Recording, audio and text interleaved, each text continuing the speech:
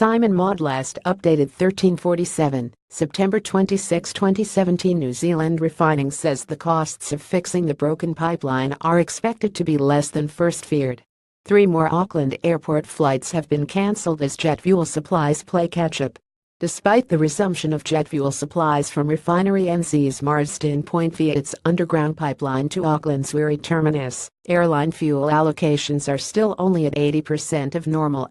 On Tuesday, 3 more flights were cancelled, bringing the number of airport flights cancelled to more than 150 since the Marsden Point to Auckland fuel pipeline crisis was revealed on September 14. Rough calculations suggest more than 35,000 Auckland airport travelers were affected by the fuel shortage, equivalent to 65 full Airbus A380s. At the start of the fuel crisis, airlines' fuel allocation was cut by 70%, disrupting thousands of air travelers' plans. Read more. Waiting to break since 2014 crisis bites as flights cancel. Jet fuel supply known vulnerability. Fuel pipeline cut. Despite Auckland's fuel pipeline fix, certain fuel grades are expected to continue to run out at times. Auckland Airport was unable to supply the number of affected passengers, a spokesman said. Rough calculations based on averaging passenger planes capacity flying into Auckland suggest more than 35,000 travelers were affected, equivalent to 65 full Airbus A380s.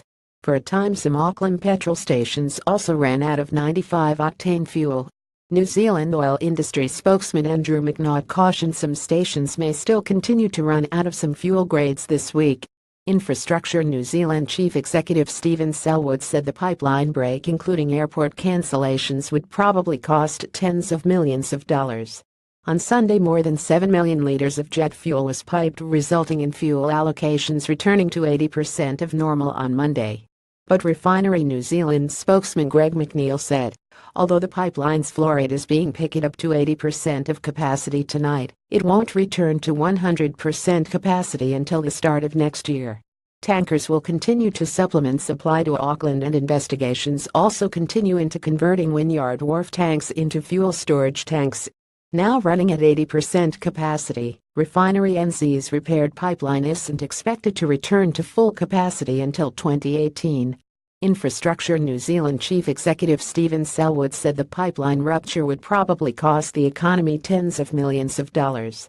The 32-year-old pipeline, which also carries petrol and diesel, is believed to have been damaged by a digger operating on a Ruakaka, Northland property the pipe runs under.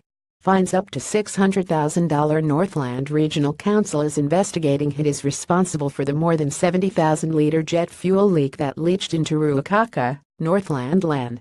Northland Regional Council said a person or company found responsible for the pipeline break could face fines up to $600,000. Council Regulatory Group Manager Colin Dahl said under the Resource Management Act an individual could face a maximum $300,000 penalty and a company $600,000. The Council has shifted its focus from clean-up to investigating who is responsible for the more than 70,000-liter jet fuel leak that leached into surrounding land.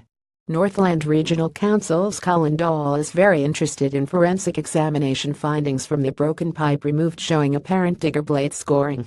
It's very interested in Refinery NZ's forensic examination findings from the section of broken pipe removed that shows apparent digger blade scoring, Dahl said. If people are successfully prosecuted, the council would receive 90% of fines paid. Stuff.